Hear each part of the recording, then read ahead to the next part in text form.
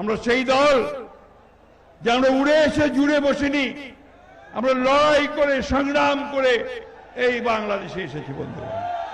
আমাদের দেশ নেতা জিয়াউর রহমান আমাদের এই দেশকে স্বাধীন করেছেন বন্ধুগণ, ওইটা আমাদের গর্ব। 1971 সাল আমাদের নেতা গণতন্ত্র দিয়েছেন আমাদেরকে, আমাদের নেত্রী আমাদেরকে সামনের দিকে পার্লামেন্টারি ফর্ম অফ গভর্নমেন্ট দিয়েছেন।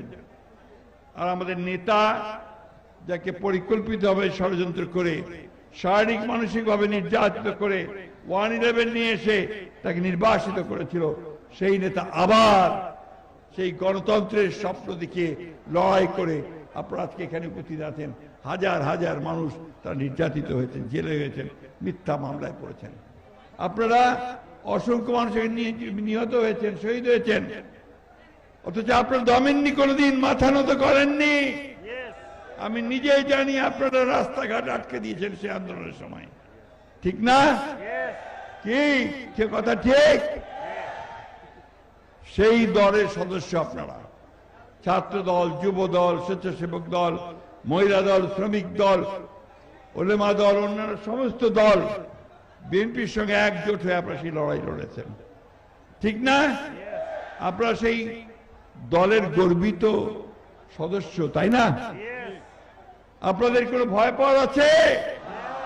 আজকে যে সুযোগ এসছে যে একটা নির্বাচনের মধ্য দিয়ে আবার রাষ্ট্র পরিচালনার দায়িত্ব পাওয়ার, আমাদের নেতা তারেক রহমান সাহেবকে দেশে ফিরিয়ে এনে তাকে দায়িত্ব বুঝিয়ে দেওয়ার, সেই দায়িত্ব পালন করতে আমরা প্রস্তুত আছি।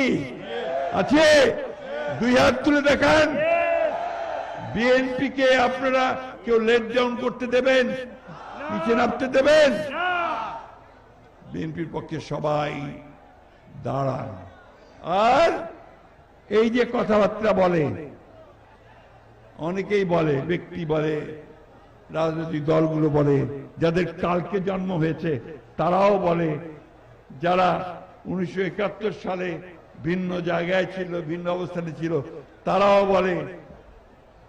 তাদের জানা উচিত যে বিএনপি হচ্ছে সেই দল, যেই দল হচ্ছে ফিনিক্স পাখির মতো বহুবার চেষ্টা করা হয়েছে বিএনপিকে ধ্বংস করবার, বিএনপিকে ভেঙে ফেলবার, কিন্তু বিএনপিকে কেউ ভাঙতে পারেনি।